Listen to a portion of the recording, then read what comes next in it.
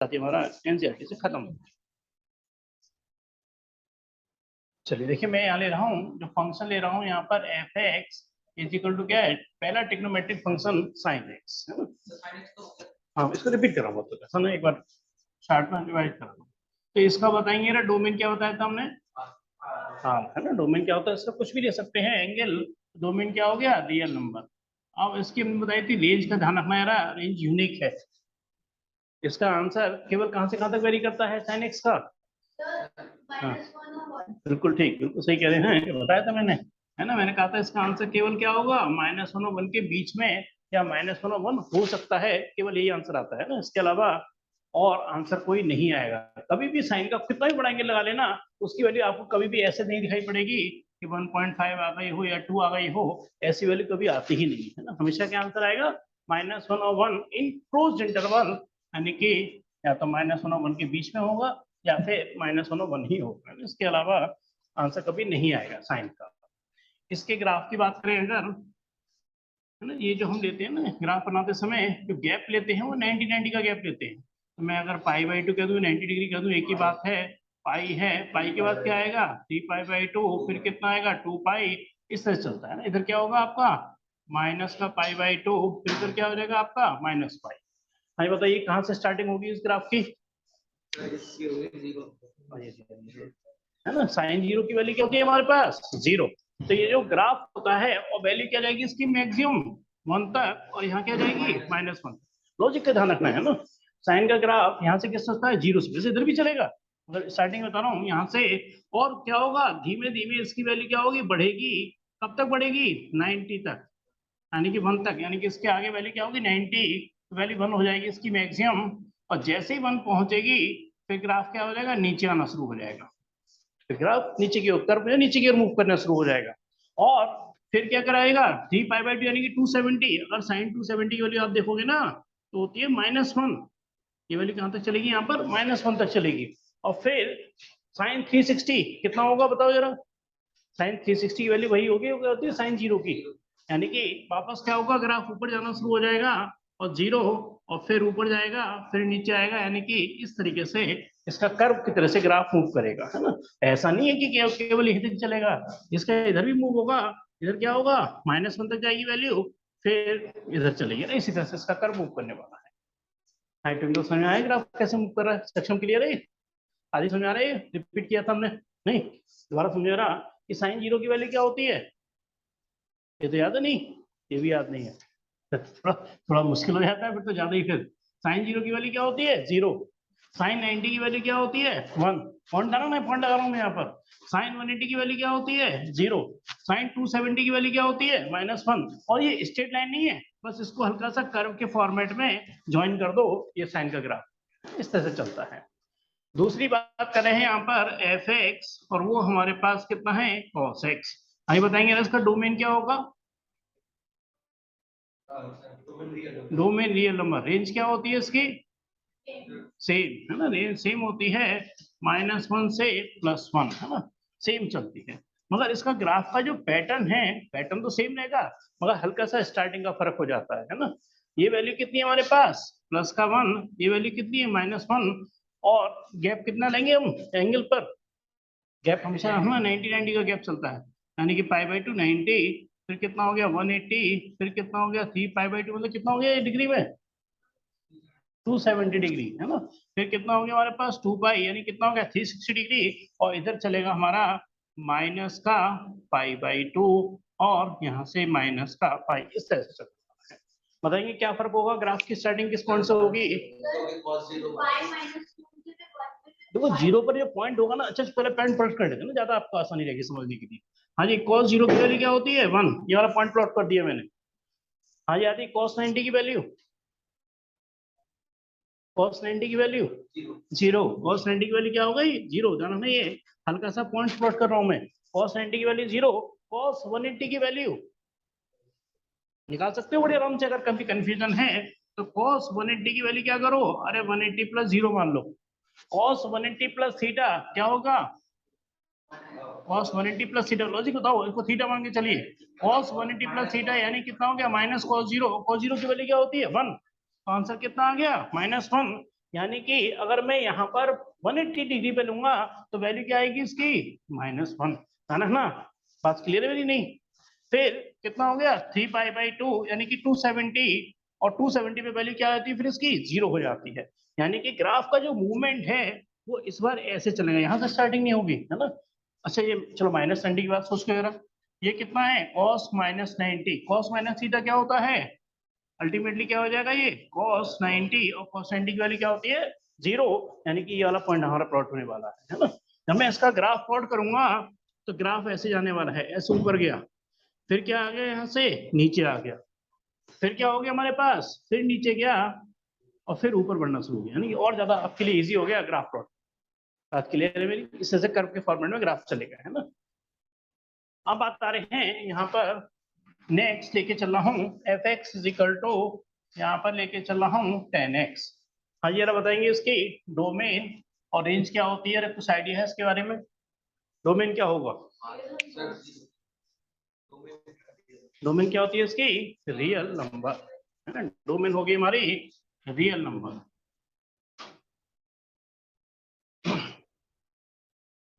और रेंज भी क्या होती है इसकी? रियल नंबर, है ना। रेंज भी क्या होती है इसकी? Real number. यानी कि इसका आंसर कहां से कहां तक आएगा? -∞ से लेके +∞। और इन्फिनिटी और -∞ पे क्या लगा रहता है हमेशा? ओपन इंटरवल, है ना। अब इसके ग्राफ का हम पैटर्न थोड़ा सा समझते हैं ना, ग्राफ के पैटर्न से चलने वाला है। हाँ वही है ना, मतलब आपको लॉजिकली थोड़ा एक्सप्लेन कर दिया है, इससे आप और अच्छे से ग्राफ को समझ सके, है ना। ये 0 है, यहाँ पे कितना है हमारा π/2 यानी कि 90, फिर कितना हो गया 180, फिर कितना हो गया यहाँ पर 3π/2, और फिर कितना हो गया 2π, और यहाँ पर कितना होगा आपका -π/2, और फिर यहाँ से क्या होगा माइनस का पाई, है ना। अब पैटर्न समझना है रहा कि 1090 की वैल्यू क्या होती है? 1090 वाली 1 होती है। हाँ बता सकते हैं आप 1090 की वैल्यू क्या होती है? नहीं, हाँ जी 1090 नॉट डिफाइंड, जिसे क्या कहते हैं इन्फिनिटी। अरे 1090 को क्या कहते हैं? नॉट डिफाइंड या इन्फिनिटी। अगर आप ध्यान रखेंगे 10th क्लास में आप देखेंगे तो वैल्यू क्या दे रखी है, तो इन्फिनिटी या ऐसे क्या कह देते हैं नॉट डिफाइंड। नॉट डिफाइंड ऐसा मतलब ये बहुत बड़ी वैल्यू है, पता नहीं कौन सी वैल्यू है, इसको क्या कहते हैं नॉट डिफाइंड भी कह देते हैं। और अल्टीमेटली क्या होता है लॉजिक ये 1/0 sin 90 अपॉन cos 90, cos 90 क्या होता है 0, तो इसलिए आंसर क्या आता है इसका 1/0 होने की वजह से इन्फिनिटी। अच्छा 10 0 क्या होता है? या तो वैल्यू देखो जब भी समझ आएंगे। 10 0 0, 10 0 0, 1045 1। अब थोड़ा हल्का सा आप ऑब्जर्व करना है ना हो क्या रहा है ना। मैं हल्का सा लाइन खींच देता हूँ जिससे आपको और अच्छे से पैटर्न समझ में आए कि 10 0 क्या है 0, 1090 पे आते क्या हो गया इन्फिनिटी हो गया, यानी कि वैल्यू क्या होगा इन्फिनिटी का मतलब बहुत तेजी से ऊपर बढ़ी। और 10 - 90, अब जरा दूसरी तरफ फोकस करना कि 10 - 90 है तो क्या होगा 10 - थीटा क्या होता है -10 थीटा, यानी कि माइनस बाहर आ जाएगा 1090, और 1090 क्या होता है इन्फिनिटी, मगर बाहर क्या लगा हुआ है माइनस, तो वैल्यू क्या होगा इसकी -∞, यानी कि वैल्यू अब ये क्या ऊपर पॉजिटिव होता है नीचे क्या होता है नेगेटिव, यानी कि वैल्यू नीचे क्या चली गई -∞ की तरफ चली गई। ये कर्व समझ आया कर्व कैसे मूव कर रहा है? ये कहां से वैल्यू मूव कर रही है -∞ से लेके +∞। इसकी ना तो इधर बढ़ने की कोई लिमिट है ना ही ऊपर बढ़ने की कोई लिमिट है। और 10 0 क्या हो गया 0, और 1045 क्या हो जाएगा यहाँ 1 आ जाएगा। पैटर्न समझ आ गया इसका? इसी पैटर्न से आगे चलने वाला है ना, इसी पैटर्न से फिर आगे चलने वाला है, यानी कि सेम पैटर्न क्या चलेगा इसका। और हल्का से यहाँ भी लाइन खींच देता हूँ, ये इन्फिनिटी और फिर 0 और फिर माइनस है, इस पैटर्न से इसका ग्राफ चलने वाला है। बात समझ आई मेरी? थोड़ा सा एक समझ लेना अच्छे से, बाकी इसका सेम पैटर्न इधर फॉलो कर देना, क्योंकि 10 180 की वैल्यू क्या होती है 0 होती है। 10 180 की वैल्यू क्यों 0 होती है? ऊपर क्या लेके चलेंगे हम sin 80, और नीचे कितना हो जाएगा cos 180। अरे sin 180 की वैल्यू 0 होती है, कौन सा क्या आ जाएगा इसका 0, 0/1 क्या हो गया 0, यानी कि इसी पैटर्न से फिर इसका ग्राफ चलने वाला है। बात क्लियर है मेरे लिए? हाँ ये आधी क्लियर है आपको, पूरा समझ आ रहा है? चलिए ग्राफ हो गया हमारा 10x का। और जरा थोड़ा सा गैस करना कि अगर मैं cot x का ग्राफ प्लॉट करूंगा तब क्या होने वाला है ना। यहाँ पर एफ एक्स और ये यहाँ पर हमारे पास कितना है cot x, f x is equal to cot x. तो इसकी भी जो रेंज होती है, यानी कि इसका भी आंसर कहाँ से कहाँ तक वेरी करता है, माइनस इन्फिनिटी से लेके प्लस इन्फिनिटी ही वेरी करता है इसका आंसर, है ना। अब ग्राफ में देखिए क्या फर्क पड़ेगा ना, लॉजिकली सोचेंगे मेन क्या फर्क पड़ने वाला है ग्राफ। यहाँ से कितना हो गया हमारे पास पाई बाई टू पाई, फिर यहाँ पे हो गया 3 पाई बाई 2, फिर यहाँ 2 पाई और 2 पाई के बाद चलो आगे जाना ज्यादा नहीं, आगे जा रहे हैं। ये कितना है -पाई/2 और यहाँ से -पाई। और हल्का सा मैं बाउंड्री बना देता हूँ जिससे आपको थोड़ा और समझने में आसानी रहे, है ना।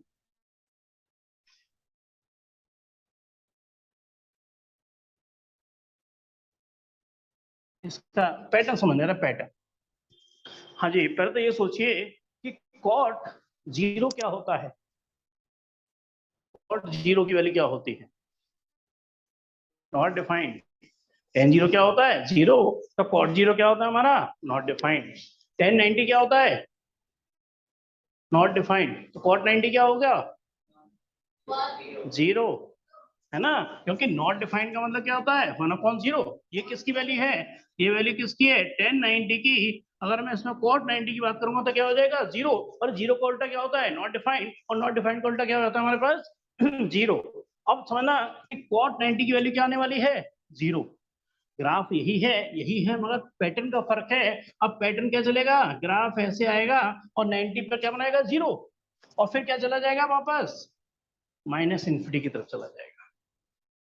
यानी कि कॉट जीरो क्या हो गया, देखिए नॉट डिफाइंड। लॉजिक समझ रहे हैं कि आंसर मैच कर रहा है, ऐसा नहीं कि बिल्कुल मतलब पैटर्न का बहुत ध्यान रखते हैं बनाते समय हम भी, कि कॉट जीरो क्या हो गया नॉट डिफाइंड, और कॉट 90 क्या हो गया जीरो। अच्छा बताओ कॉट 90 के बाद एंगल कौन से क्वाड्रेंट में जाएगा, सेकंड क्वाड्रेंट। और सेकंड क्वाड्रेंट कॉट में क्या होता है नेगेटिव, यानी कि देखो ग्राफ नीचे चला गया। पैटर्न का ध्यान रखना, ग्राफ कैसे ध्यान रख रहा हूं मैं भी, है ना, कि भाई 0 से 90 के ऊपर ग्राफ क्या होना चाहिए, एक्स एक्सिस से ऊपर होना चाहिए क्योंकि पॉजिटिव होता है। और एक्स एक्सिस से नीचे कब आ जाएगा, जब वो सेकंड क्वाड्रेंट में चला जाएगा। जैसे ही मैं पाई/2 से पाई की तरफ गया, मैंने ग्राफ को नीचे की तरफ प्लॉट कर दिया, यानी क्या हो गया माइनस इन्फिनिटी, बट नीचे की ओर।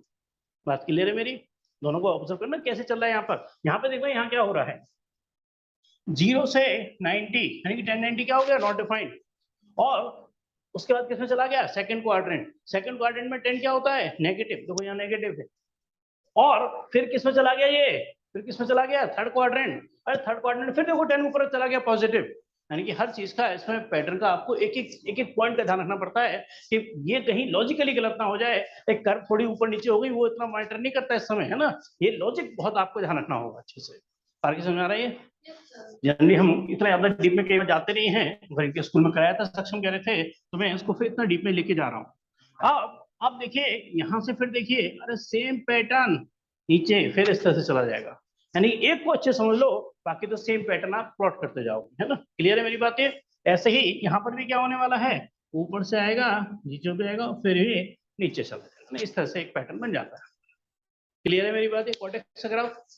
चलिए अब थोड़ा और ज्यादा आपका दिमाग लगेगा, बहुत अच्छा दिमाग लगेगा इसका, आपको अच्छे से सोचना होगा कि एफ एक्स अगर कोसेक एक्स आ गया तब क्या होगा। अभी पहले तो बताओ कोसेक एक्स किसका उल्टा होता है, साइन का, है ना। एफ एक्स जो है कोसेक एक्स है, वो है तो अल्टीमेटली 1/sin x। डोमेन क्या होगा इसका, डोमेन है इसका रियल नंबर, सबसे बड़ा नंबर से कोई भी एंगल ले सकते हैं, है ना। मगर बात कर रहे हैं इसमें रेंज की। रेंज का किसको आइडिया है कि रेंज इसकी बड़ी यूनिक होती है, किसी को आइडिया है इसके बारे में, रेंज क्या होती है इसकी, नहीं ताकि आपको आइडिया है कुछ, सक्षम कुछ जैसा आप कराया था कुछ याद आ रहा है। इसकी होती है r -(-1) और 1।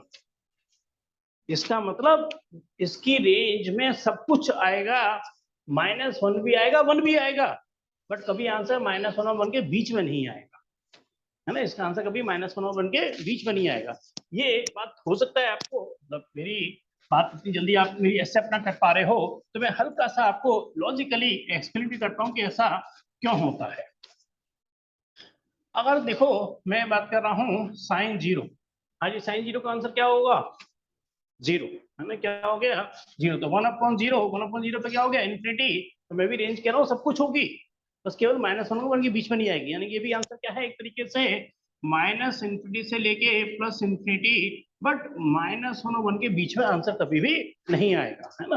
आप अब ये सोचिए कि जो sin 90 है वो क्या आंसर होता है इसका, sin 91 होता है, तो cosec 90 क्या होगा, 1 का उल्टा क्या हो गया, 1 ही हो गया। यानी कि मैंने ये कह रहा हूं कि 1 इसका आंसर हो सकता है ना। अब जरा sin 30 सोचो जरा, हाँ ये sin 30 कितना हो गया, 1/2। तो जब मैं अगर cosec 30 की वैल्यू बात करूंगा तो आंसर क्या आ जाएगा इसका, 2। यानी कि -1 और 1 के बीच में आंसर नहीं आएगा, कोई भी एंगल ले लो कभी भी आंसर इसका -1 और 1 के बीच में नहीं आने वाला है। हाँ वही कह रहा हूँ, -1 और 1 के बीच में नहीं आएगा। माइनस का मतलब क्या है, कभी इसका आंसर इसके बीच में नहीं आएगा। ये क्या है, 2 है, यानी कि क्या है, इससे बाहर है, तो आंसर कभी -1 और 1 के बीच में नहीं आएगा। इस माइनस का मतलब क्या होता है कि रियल नंबर में कुछ भी आ सकता है, बट -1 और 1 के बीच में कभी भी आंसर नहीं आएगा। बात क्लियर थोड़ी सी। अब बात आ रही है इसके ग्राफ को प्लॉट करने की। थोड़ा सा लॉजिकली सोचते हैं कि इसका ग्राफ क्या है। तो ग्राफ को मैं आसान तरीके से प्लॉट करूंगा आपके लिए, वरना आपको याद नहीं रहने वाला है, या आप थोड़ी देर बाद होता है भूल भी जाओ। तो मैं इसके लिए आपको एक हिंट दूंगा कि sin x का ग्राफ प्लॉट करो, है ना। इसके लिए आप sin x का ग्राफ प्लॉट को, जो मैं ऑलरेडी कर चुका हूँ, तो इसमें बहुत ज्यादा मैं समझा नहीं रहा। 0, फिर यहाँ से कितना हो गया π/2, पाई, फिर कितना हो गया 3π/2, फिर 2π, फिर यहाँ से -π/2। तो ये वैल्यू क्या होती है 1, ये क्या वैल्यू होती है हमारी -1। कैसे ग्राफ प्लॉट किया, तो sin 0 0, यानी कि ग्राफ क्या हो गया था 90 पर ऊपर गया था और फिर नीचे आ गया था 180 पर 0, फिर नीचे गया था ग्राफ और फिर 2π पे क्या आ गया था वापस 0 पे आ गया। बात क्लियर, तो अभी बताया था मैंने, साइन का ग्राफ ऐसे इधर ही मूव करेगा, है ना, इधर ऐसे ही। यहाँ पे कितना हो जाएगा -π, तो नीचे जाएगा -1 तक और फिर वापस ऊपर आ जाएगा पाई पर। साइन -π यानी इसका आंसर क्या था -1। बात क्लियर है मेरे, यहाँ तक क्लियर है मेरी बात। साइन का ग्राफ कोसेक एक्स का ग्राफ प्लॉट करेंगे, है ना। देखिए कोसेक एक्स, अरे कोसेक एक्स किसका होता है, साइन एक्स का ही अपोजिट होता है। यहाँ पे कितना है 0, ये कितना है π/2, ये पाई, फिर कितना है 3π/2 और फिर कितना है 2π। यहाँ पर कितना होगा आपका -π/2, फिर कितना होगा -π।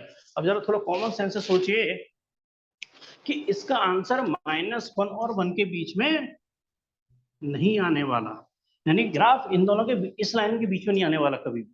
ग्राफ या तो इसके ऊपर चलेगा या ग्राफ इसके नीचे चलेगा। ये तो यहाँ से पता चल रहा है, रेंज से पता चल रहा है इसका आंसर कि इसके बीच में नहीं आने वाला, है ना। अब जरा ये सोचिए कि जो sin 90 है उसकी वैल्यू क्या होती है 1, तो cosec 90 की वैल्यू भी क्या होगी 1, यानी कि ये पॉइंट जो है ना, ये पॉइंट यहाँ सेम रहने वाला है। ठीक, थोड़ा सी समझ रहा, sin 0 की वैल्यू क्या होती है 0, cosec 0 की वैल्यू क्या होगी नॉट डिफाइंड, यानी कि इन्फिनिटी, है ना। तो ध्यान रखना ग्राफ इसके नीचे नहीं आएगा, इस लाइन तक चलेगा 1 तक होगा और उसके बाद क्या होगा सीधे इन्फिनिटी पे चला जाएगा, यानी ग्राफ ऐसे चला जाएगा। यानी कि क्या हो गया cosec 0 क्या हो गया इन्फिनिटी, cosec 180 भी इन्फिनिटी होगा, क्योंकि cosec sin 180 क्या होता है 0। अरे sin 180 जब 0 होता है तो 0 का उल्टा क्या हो गया इन्फिनिटी, यानी कि यहाँ पर भी क्या हो गया ग्राफ इन्फिनिटी पे चला गया और यहाँ पर भी ग्राफ इन्फिनिटी पे चला गया और वैल्यू क्या हो गई यहाँ पर 1 आ।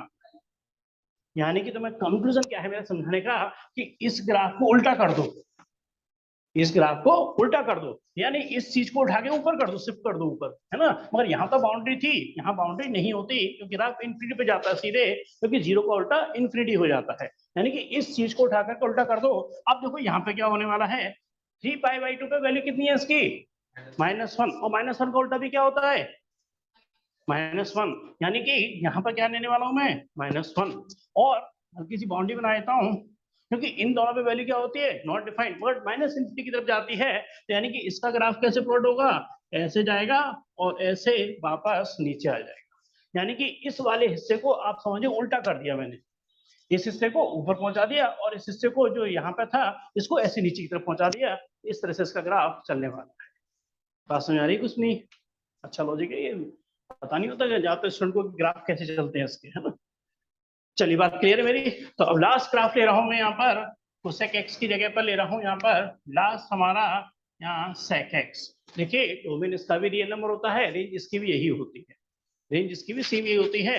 r माइनस, और ध्यान रखना इस माइनस का मतलब कोई माइनस वैसे नहीं हो रहा, we can take any real number except in between -1 और 1, यानी कि -1 और 1 तो हो सकते हैं, बट -1 और 1 के बीच में आंसर कभी भी नहीं आता है इसका, है ना। तो अब बात आ रही है यहाँ पर sec x की।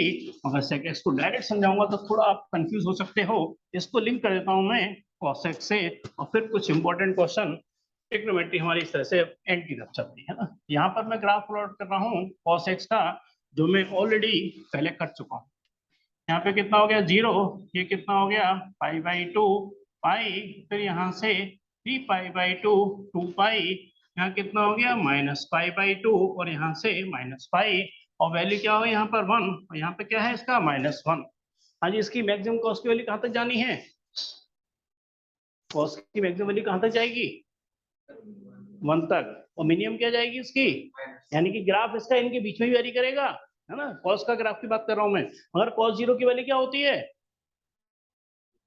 cos 0 की वैल्यू होती है 1, है ना। cos 90 की वैल्यू क्या होती है 0 वैल्यू तो ये वैल्यू को लेके बड़ा कंफ्यूजन है ना। तो ये वैल्यू को याद करो यार, sin 0 होता है, cos 0 1 होता है, sin 90 1 होता है, cos 90 0 होता है, और tan 90 नॉट डिफाइंड, cot 90 उल्टा हो गया है ना, नॉट डिफाइंड का उल्टा क्या हो गया 0, और 1045 1, और 45 1, 1030 1/√3, है ना, और cot 30 क्या हो जाएगा उसका √3, 1060 √3, और cot 60 में 1/√3 हो जाएगा, है ना। चलिए अब जरा cos x के ग्राफ की बात करते हैं। तो cos 0 की वैल्यू क्या होती है 1, तो इसका ग्राफ हमने जब प्लॉट किया था तो ऐसे किया था कि ऊपर गया, फिर नीचे आया, तो cos 90 क्या हो गया 0, फिर नीचे गया, फिर ऊपर चला गया, इस तरह से इसका ग्राफ मूव कर रहा था, है ना। यहाँ पर नीचे आएगा और फिर ऊपर चला, ये बात तो याद है, cos x का ग्राफ ऐसे मूव किया था। अब मैं ग्राफ यहाँ प्लॉट कर रहा हूँ आपके लिए sec x का, जरा समझिएगा कि sec x का ग्राफ कैसे प्लॉट होगा। अब मैंने कहा कि sec x के लिए क्या करना है, cos x का उल्टा कर देना है ना। यहाँ पर कितना है आपका -90, ये कितना है +90, cos 90 कितना है 0, तो sec 90 क्या होगा नॉट डिफाइंड, यानी कि इन्फिनिटी जाने वाला है ना। और 1 का उल्टा क्या होता है 1 ही होता है, अरे cos 0 की वैल्यू 1 है तो sec 0 की वैल्यू भी तो 1 ही होगी, उल्टा 1 का उल्टा तो 1 ही होता है ना। तो यहाँ पर आपका 1 है, और आपको क्या करना है इस वाले हिस्से को उल्टा कर देना, ऊपर कर देना सिर्फ इसको, है ना। अब मैं जब इसको उल्टा शिफ्ट करूंगा तो आप अंदाजा लगा रहे हो कि ग्राफ ऐसे जाने वाला है, बात क्लियर है मेरी। फिर यहाँ पर क्या आएगा वापस पाई, पाई पे कितना है -1, ये हमारा पाई है, वैल्यू क्या होगी -1, ये वाला पॉइंट, मगर इसका ग्राफ क्या होगा यहाँ से ऐसे जाएगा, और -1 पर इसकी फिर आगे यहाँ पर पाई 3π/2, क्योंकि cos 270 क्या होता है 0, तो साइन sec 270 क्या हो जाएगा -∞, यानी कि ग्राफ इसके उल्टे चले जाएंगे, है ना। ये हिस्सा नीचे की तरफ है, यहाँ पे इस पॉइंट पे मैंने क्या कर दिया इसको उल्टा कर दिया, ये हिस्सा नीचे की तरफ है तो इसको मैंने उल्टा करके नीचे की तरफ शिफ्ट कर दिया, तो इस तरह से सेकंड से ग्राफ प्लॉट होता है। बात क्लियर है मेरी? चलिए अब हम जाते हैं इसके कुछ इंपॉर्टेंट एग्जांपल्स पे, और ये मैं आपसे चाहूंगा कि आप मेरे साथ साथ करेंगे, है ना। ये तो खैर चलो ग्राफ को आइडिया नहीं था तो ये तो सिर्फ मैं ही कर रहा था, बट अब आप जो करेंगे मेरे साथ साथ करेंगे ना, और अपनी चॉइस पर कुछ पूछना तो बता सकते हैं, और कुछ मोस्ट इंपॉर्टेंट एग्जाम्पल्स हैं, यूनिक भी हैं, वो मैं आपको करा रहा हूँ, है ना। एक बार दिखाएंगे ना बुक में, तो यही है ना, देख सकते हैं यहाँ पर सेम ग्राफ है ना, इसी तरह से प्लॉट हो गए। चलिए मोस्ट इंपॉर्टेंट एग्जांपल्स, और मेरे साथ साथ आप भी करेंगे जरा, है ना, कर सकते हो बड़े आराम से, तो कोई मुश्किल नहीं होने वाली। चलिए ये क्वेश्चन भी कई बार आ चुका है, ये वाला एग्जांपल, ये है फाइंड द वैल्यू ऑफ 10π/8। ये देख रहा हूँ असाइनमेंट्स में भी आपके हैं, डीएवी के असाइनमेंट में भी देखा था, ये असाइनमेंट में क्वेश्चन डाल रखा है, ये वाला एग्जाम्पल डाल रखा है, पेज नंबर है 79। हमें फाइंड करना है वैल्यू ऑफ 10π/8। हाँ यादी ये तो बता सकते हो कि π/8 कितने डिग्री होगा? हाँ बोलो। हाँ π/4 कितना होता है 45, तो 45 का भी आधा कितना हो गया π/8, यानी कितना हो गया 22.5 डिग्री, और इसकी वैल्यू तो हमें पता ही नहीं होती, है ना। हाँ जी कोई सजेशन देंगे कि मैं कैसे निकाल सकता हूँ उसकी वैल्यू?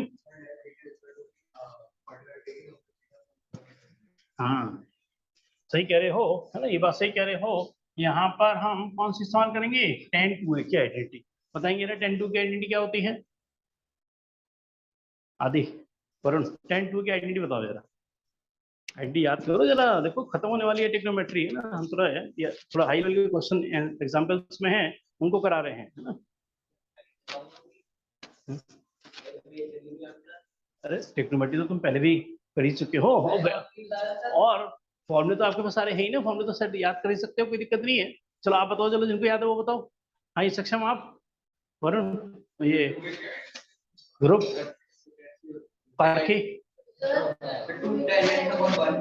210a अपॉन अपॉन में 1 - tan² और अगर आइडेंटिटी ऐसे हो जाती मान के चलो 210a अपॉन 1 + tan²। हाँ तो ये आइडेंटिटी किसकी बन जाती है आपकी, sin 2a की। दोनों में सिर्फ प्लस माइनस का ही फर्क होता है।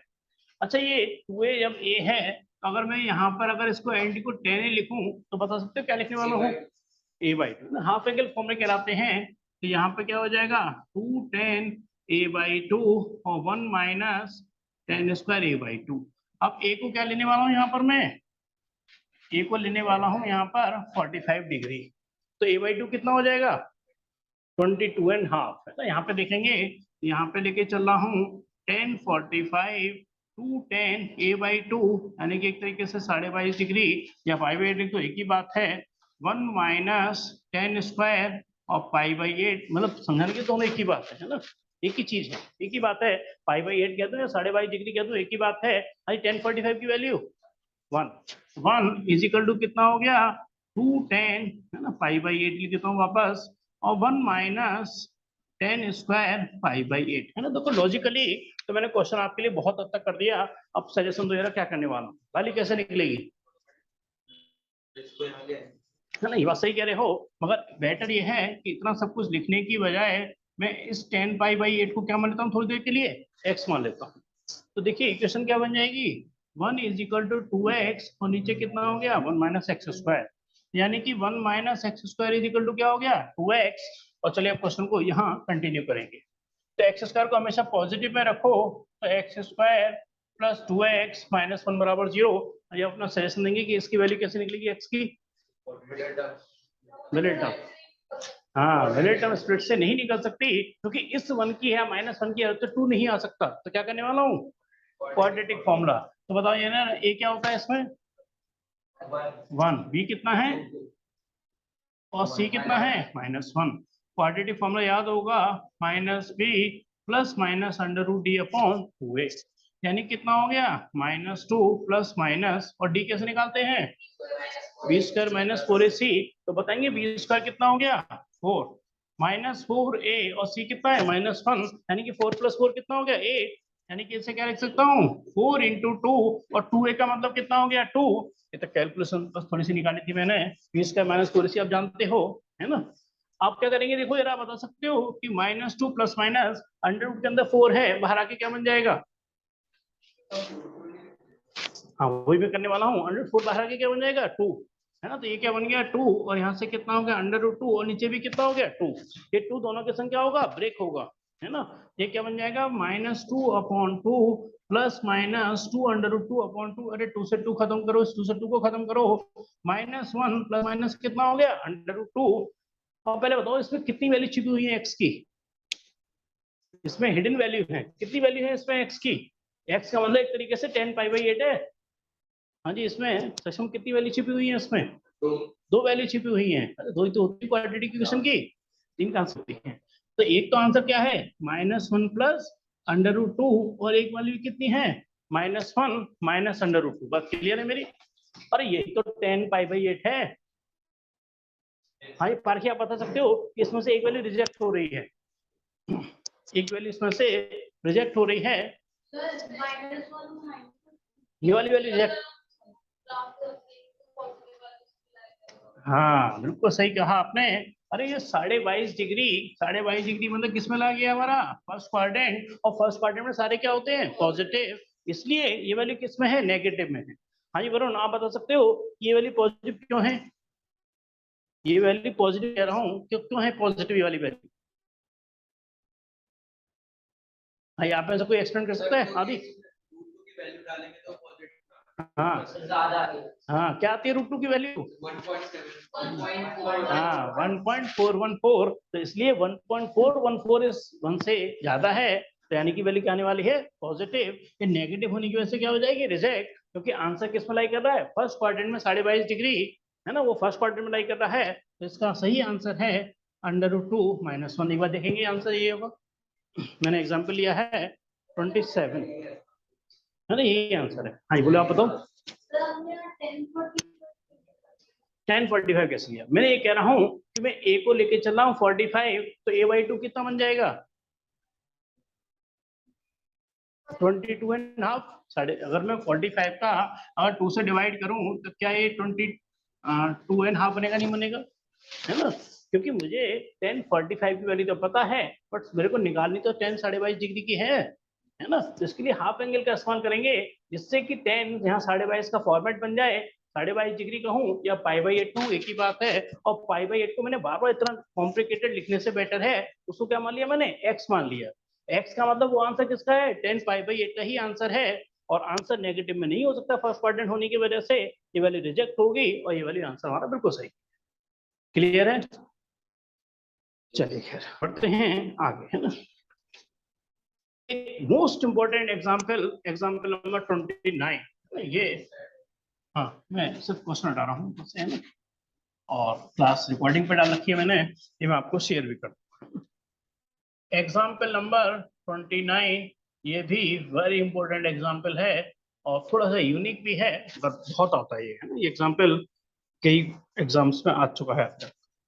यहाँ पर हम बात कर रहे हैं cos square x plus cos square x plus π/3 plus का यहाँ पर cos स्क्वायर x माइनस π/3, और जो आंसर लाना है इसका वो लाना है 3/2।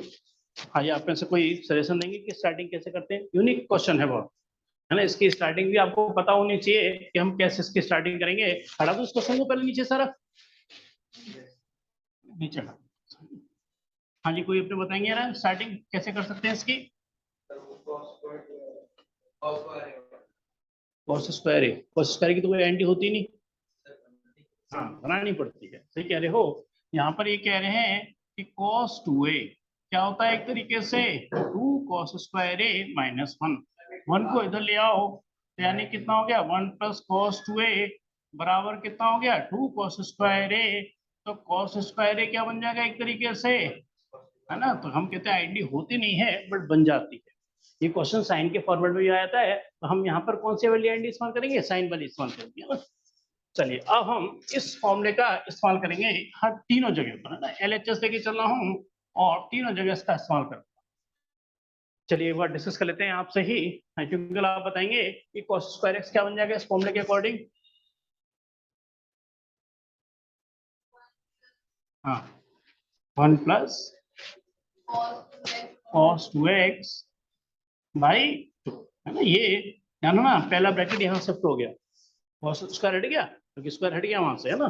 चलिए अब बात कर रहे हैं, एक बार सेक्शन बताएंगे रहा कि इस वाले फॉर्मूले के अकॉर्डिंग इसको भी चेंज करने वाला हूँ। ये क्या बनेगा? 1 + cos 2 और ब्रैकेट में कितना हो गया? x + π/3 बाई कितना हो गया? 2। ठीक है, चलिए आगे आप बताएंगे ना कि इसी वाले फॉर्मूले का इस्तेमाल करके मैं इसको चेंज करने वाला हूं, तो क्या लिखूंगा इसको?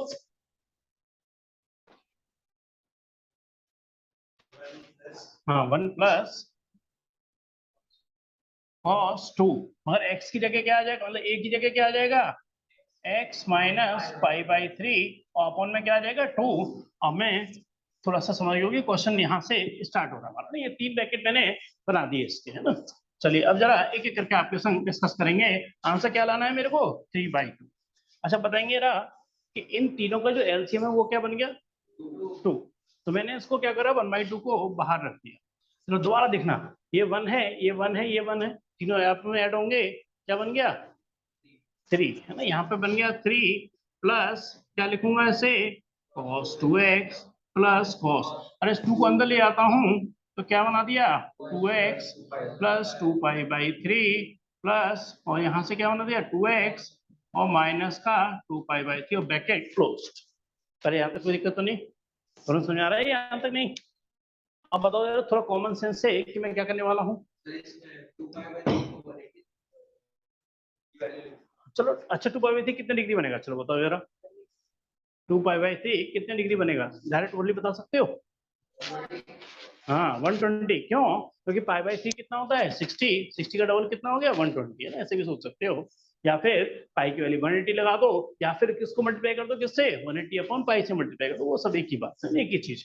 बात तो ये तो फिर आपने बस केवल रेडियन से डिग्री में कन्वर्ट कर दिया और आंसर थोड़ी आ जाएगा उससे कुछ, है ना। लॉजिक बताओ कि लॉजिक क्या चलने वाला है। देखो आंसर आ चुका है 3/2, आंसर देखा हुआ है 3/2, यानी कि आपको हल्का सा कॉमन सेंस काम कर रहा होगा कि ये सब क्या होने वाला है, कटने वाला है, यानी ये सब जीरो बनने वाला है ना, तभी तो आंसर 3/2 बनेगा।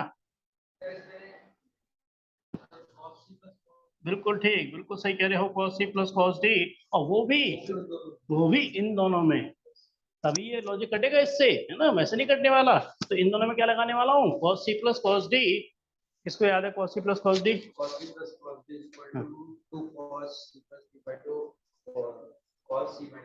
बिल्कुल ठीक। और क्या बता सकते हो क्या कारण?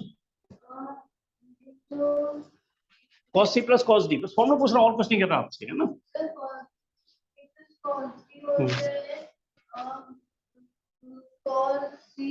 नहीं नहीं नहीं, अब तो देखो स्टार्टिंग के लिए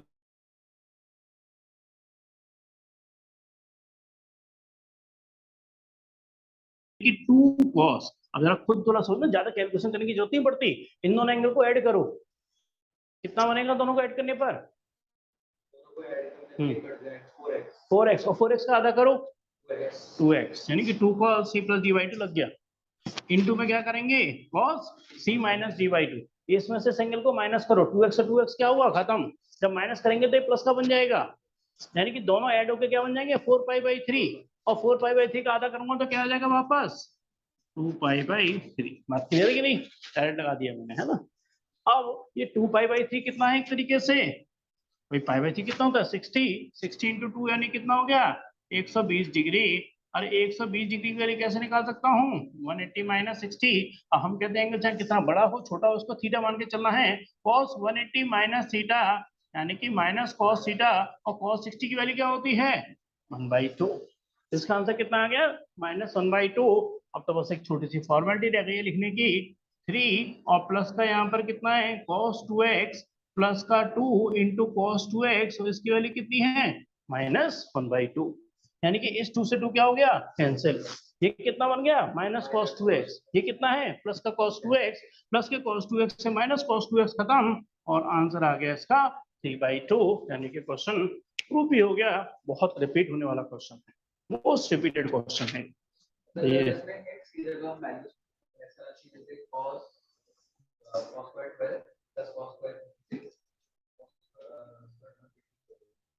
जब एंगल पता नहीं होते ना तो एंगल करते डबल वाले फॉर्मेट से ही, है ना। हाँ वो क्वेश्चन देखना पड़ेगा, क्वेश्चन के अकॉर्डिंग चलना ही पड़ेगा कि उसमें कौन सा फॉर्मेट लगाऊं कि जिससे एंगल की वैल्यू निकल सके, है ना। ये क्वेश्चन पर डिपेंड करता है सारा, तो उसके क्वेश्चन आपको एक और पर दिखाना पड़ेगा मेरे को। चलिए ये तो, और मैं देख रहा था एक और एग्जांपल है जो चलो कोई दिक्कत नहीं किसी को भी, कहीं से भी कुछ भी पूछना हो तो आप अभी डिस्कस कर सकते हैं, है ना, कहीं भी कुछ पूछना हो। है जी सीक्वेंस सीरीज, चलो बताओ सीक्वेंस सीरीज स्टार्ट कर लेते हैं, है ना। कॉम्प्लेक्स ही करा हैं हाँ कॉम्प्लेक्स संडे को हो जाएगा, एक को संडे को ले लेंगे, एक को यहाँ कर लेते हैं स्टार्ट, है ना। क्या चीज नहीं एक्स्ट्रा क्लास पहले तुम्हारे कुछ पूछने का है, ट्रिग्नोमेट्री तो चल ही रही थी, इसको साथ लेके चलते हैं, फिर तो संडे को लेके चलेंगे, संडे को लेके चलेंगे फिर तो। मगर पहले फॉर्मूले लर्न करके आने पड़ेंगे सारे, ऐसे नहीं फॉर्मूले पूछ है नहीं, बॉडी याद है नहीं, तो हम भी कैसे समझाएंगे, है ना। फॉर्मूले याद होंगे, वैल्यूज याद होंगे तभी समझ में आएगा कुछ। चलिए एक और एग्जांपल ले लेता हूं मैं इसका, फिर नेक्स्ट लेंगे, है ना। कोई भी चैप्टर करना है उससे पहले देखिए फॉर्मूले किस आपको सेट आपको मिल जाएगा ऑनलाइन, और हार्ड कॉपी चाहिए तो हार्ड कॉपी भी होगी मेरे पास आज से, है ना। फॉर्मूले रन करके आओ तभी समझ में आएगा कुछ।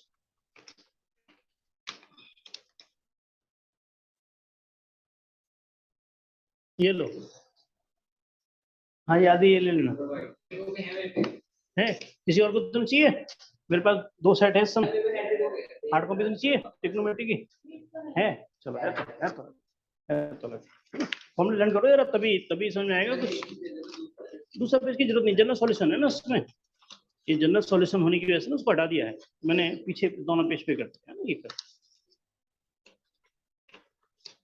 चलिए हाँ, ये पहले बताओ, आपकी कोई चॉइस तो नहीं है किसी की? एग्जाम्पल वगैरह डिस्कस तो नहीं करना? बोलो।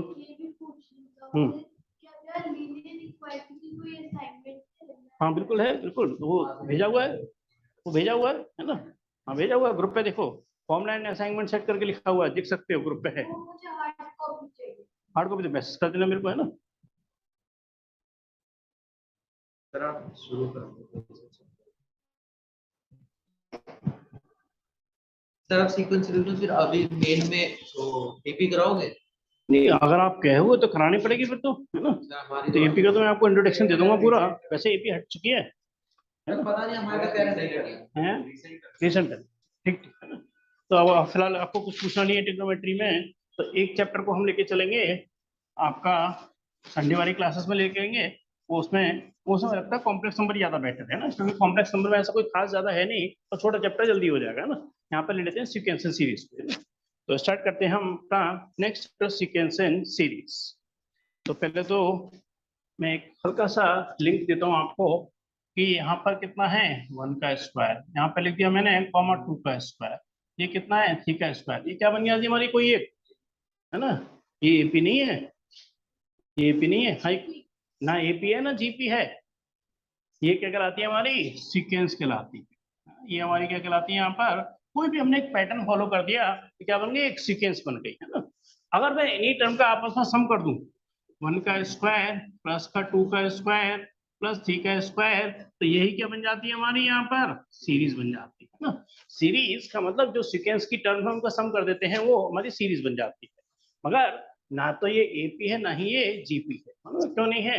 अगर 1 का स्क्वायर करूंगा तो 1, 2 का स्क्वायर 4, 3 का स्क्वायर 9, अरे 4 माइनस 1 कितना हो गया 3, 9 माइनस 4 5, एपी नहीं है।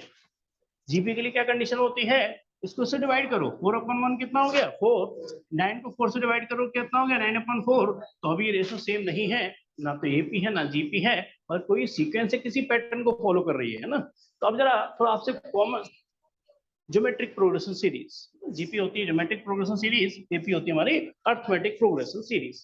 अब मैं आपसे इन जनरल क्वेश्चन पूछ रहा हूँ कि बता सकते हो इसकी एन टर्म क्या होगी, लास्ट टर्म। नहीं कोई कैलकुलेट नहीं करनी, बस एक पैटर्न चल रहा है, इसमें फॉर्मूला नहीं है, ये सोई सीक्वेंस है, हैं? वो तो एपी की होती है, बिल्कुल सही बिल्कुल सही। अरे एन ए टर्म क्या बनेगा, एक पैटर्न से बनेगा एन स्क्वायर, और ये आंसर चेक करने का क्या तरीका है, एन की वैल्यू 1 लगाओ तो देखो पहला आंसर आ गया, एन की वैल्यू 2 लगाओ तो क्या आ गया दूसरा आंसर आ गया, एन की वैल्यू 3 लगाई तो क्या हो गया तीसरा आंसर आ गया। ये पैटर्न से चलने वाला है ना, ये एपी है ना ये जीपी है, तो अब इसकी एन टर्म क्या होगी हमारी एन स्क्वायर होगी, है ना। जो फॉर्मूले हैं वो एपी और जीपी के ही हैं। अब मैं पहली एक्सरसाइज से थोड़ा सा स्टार्ट करता हूँ, फिर एक एक करके लॉजिक को समझाएंगे आपको। एपी का अलग लॉजिक है, जीपी का अलग लॉजिक है, ये तो एक कॉमन सीक्वेंस है बस। सीक्वेंस बहुत आसान है, इसमें कुछ ऐसा है नहीं। पेज नंबर कौन सा आपका आ गया 180, है ना, पेज नंबर 180।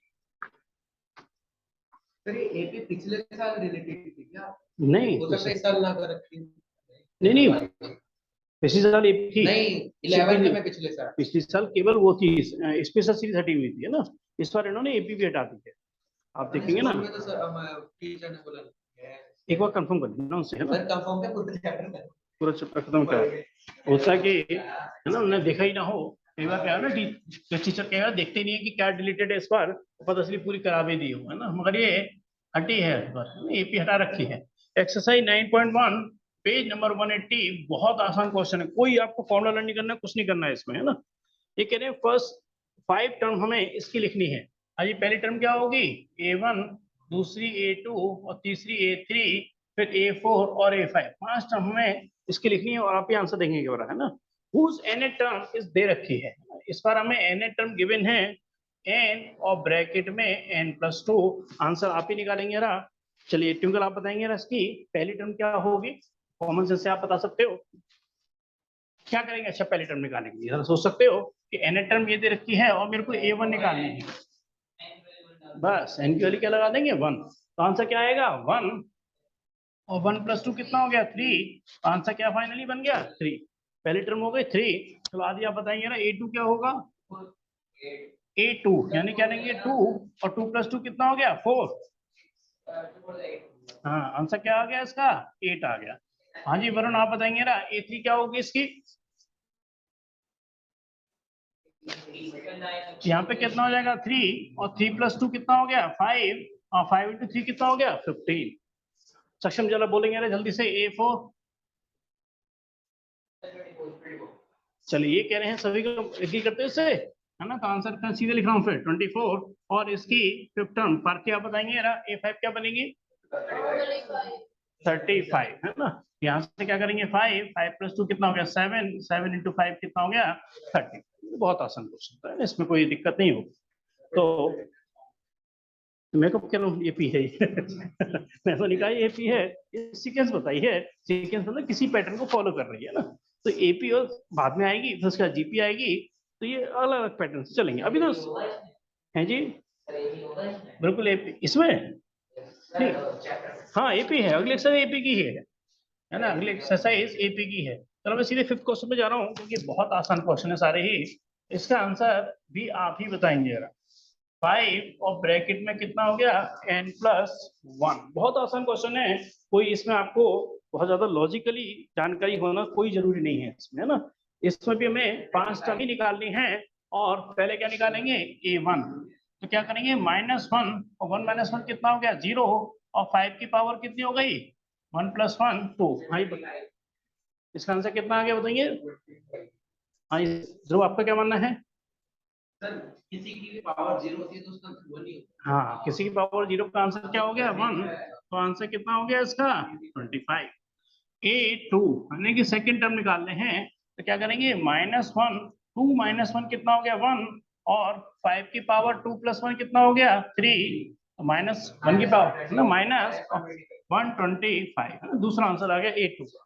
चलिए मैं निकालता हूँ a3 क्या हो गया -1 3 - 1 कितना हो गया 2 और 5 की पावर कितनी हो गई 4, बहुत कॉमन है 5 की पावर 4 625, है ना। 5 की पावर 4 कितना हो गया, अच्छा ये माइनस रहेगा गायब हो जाएगा, हाँ क्योंकि पावर इवन होने की वजह से आंसर क्या हो गया इसका 625।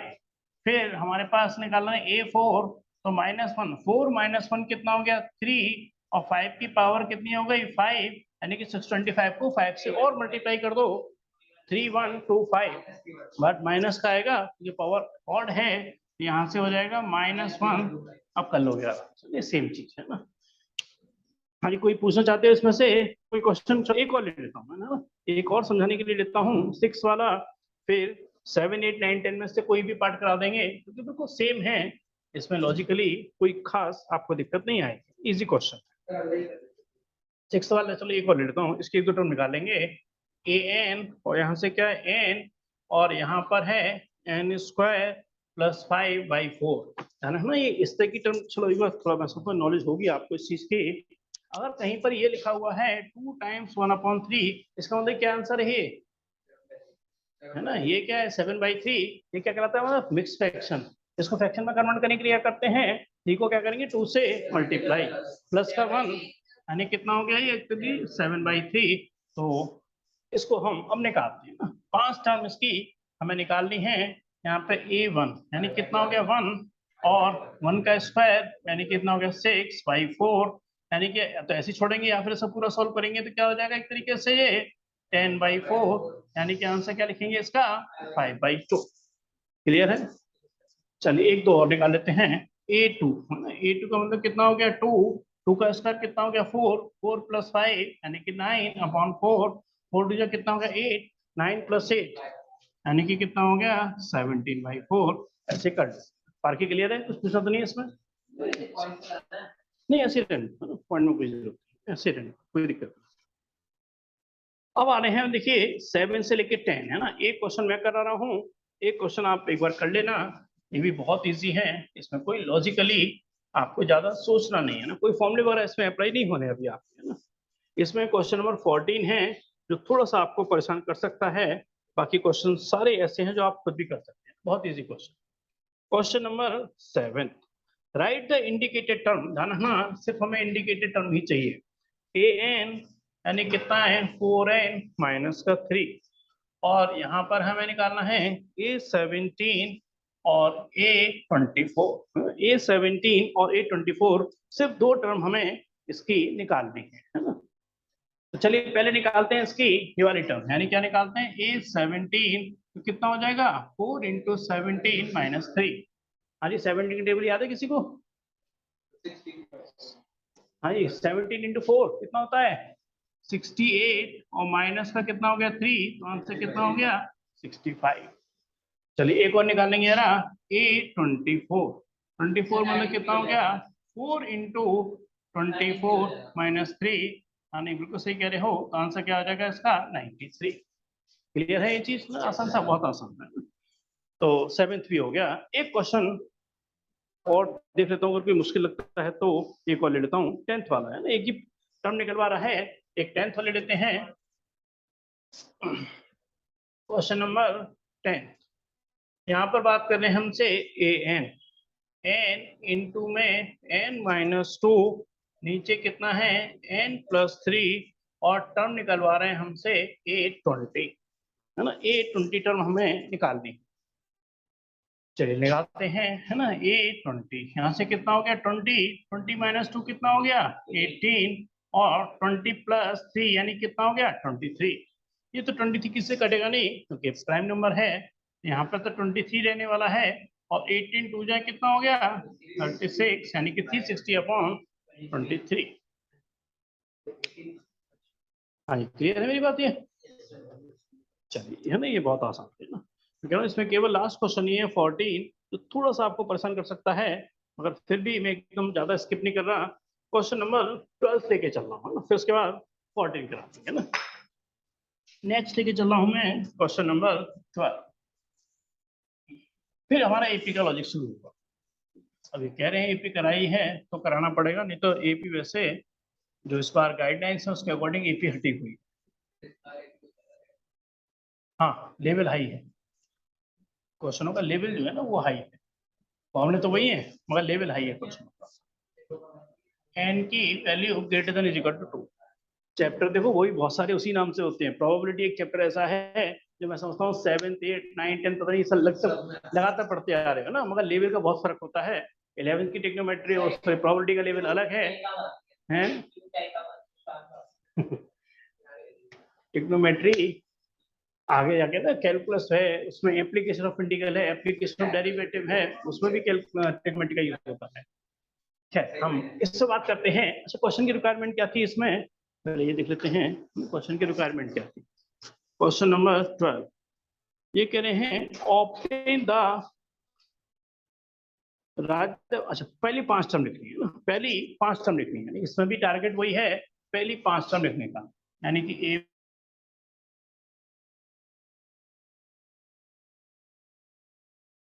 इसी क्वेश्चन को ला सकना पड़ेगा टाइम के अकॉर्डिंग। हाँ जी, A1 कितना दे रखा है -1। A1 कितना दे रखा है -1। पहले क्या निकाल लेते हैं यहाँ से A2, और ध्यान रखना ये जो रिलेशन है वो जब भी एक्टिव होगा जब n की वैल्यू 2 या 2 से बड़ी होगी, है ना, और 2 के इक्वल है तो भी रिलेशन एक्टिव हो जाएगा हमारा। तो यहाँ पर हम निकालेंगे A2, तो यानी कि A2 का मतलब कितना हो गया A2 - 1, और नीचे भी क्या हो गया 2, यानी कि ये बन गया A1/2, और A1 की वैल्यू कितनी है -1, यानी कि इसका आंसर कितना हो गया -1/2। क्लियर है मेरी बात है? अब हम निकालेंगे यहाँ पर A3 ना, ये मैं निकाल चुका हूँ इसलिए इसको हटा रहा हूँ मैं यहाँ से। मैं निकालने वाला हूँ A3। हाँ जी, यहाँ लगाएंगे ना तो क्या हो जाएगा ये A2, और नीचे कितना हो जाएगा 3। A2 की वैल्यू देखो ऑलरेडी निकल चुकी है, यानी कितना आंसर है इसका -1/2, और डिनोमिनेटर में कितना है 3, तो इसका आंसर क्या हो गया -1/6। जानते हो 3 को 3/1 लिखेंगे, ये आंसर बन जाएगा -1/6। ये आंसर हो गया हमारा -1/6। A4 यानी कि 4 टर्म जब हम बात करेंगे तो यहीं पे काम करेंगे 4 टर्म के लिए। यहाँ जी ऊपर क्या बन गया हमारे पास A3 और नीचे कितना हो गया 4। A3 की वैल्यू निकाल चुका हूँ -1/6 4, ये 4 6 के संग मल्टीप्लाई हो जाएगा तो -1/24। फिर निकालेंगे इसकी फिफ्थ टर्म यानी कि A5 का मतलब कितना हो गया A4 अपॉन में 5 है। A4 की वैल्यू कितनी है -1/24 और नीचे 5 और इसको मल्टीप्लाई कर देंगे 5 × 4 20 और 10 और 2 यानी कि 120। तो आंसर कितना आ गया इसका -1/120। बस यही आंसर है ना। तो ये क्वेश्चन रह गया हमारा फेबोनिची सीरीज वाला। मैं ये और करूंगा नेक्स्ट क्लास में, उसके बाद फिर आगे बढ़ेंगे। सर एक वो और बता दो आपने हाँ। कैसे निकाला था जो ये फॉर्मूला निकाला था A2/3 कौन सा वाला? उसमें वैल्यू पुट करके निकाला। देखो A3 चाहिए था, A3 चाहिए था, इनके वाले 3 लगा दो। तो जब 3 - 1 करेंगे तो A2/3 बन जाएगा कि नहीं बन जाएगा? ये लाइन क्लियर है? A2 तो मैं ऑलरेडी निकाल चुका हूँ। A2 की वैल्यू कितनी है -1/2 और नीचे 3 और आ गया। 3 को लिखो 3/1 तो क्या बन गया -1/6। बात क्लियर है? मतलब पैटर्न है ना, सिंपल एक पैटर्न है, उससे ये क्वेश्चन आगे बढ़ता रहता है। हाँ क्लियर थ्रू आपको? नहीं चलिए फिर नेक्स्ट क्लास में इसको हम आगे बढ़ाएंगे। मैं चलिए अगर क्लास को ना एंड करके मैं स्टार्ट करूंगा, इससे रिकॉर्डिंग कन्वर्ट हो जाएगी ना। Okay sir.